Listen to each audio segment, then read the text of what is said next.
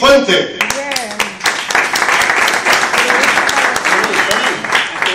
Tony, adelante, que se vea mejor. Que no te vemos, así no sé. Pues te has puesto guapo.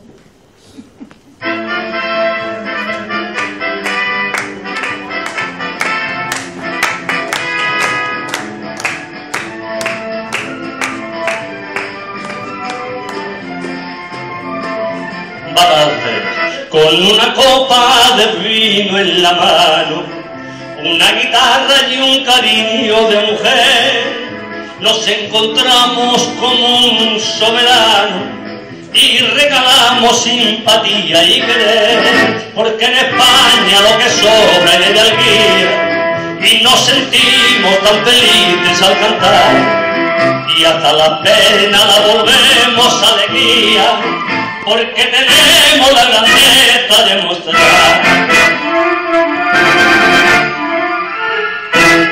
Viva el vino y las mujeres y las rosas que calientan nuestro sol. Viva el vino y las mujeres, que por algo es el regalo del Señor. Y vivan los 4 puntos cardinales de mi patria, que vivan los 4 juntos que forman nuestra bandera y el escudo de mi España. ¡Vamos allá!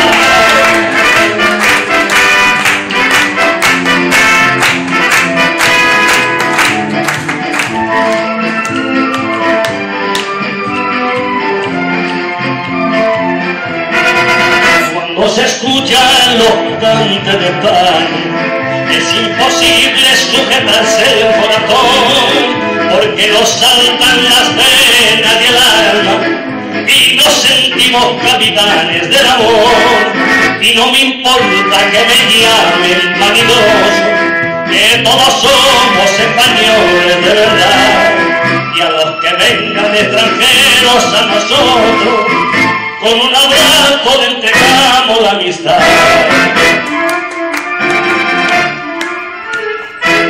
¡Viva el vino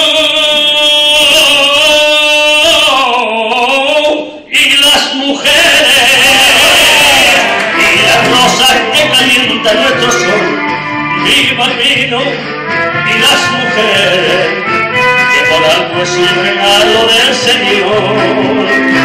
Y vivan los 4 puntos cardinales de mi España, que vivan los 4 juntos que forman nuestra bandera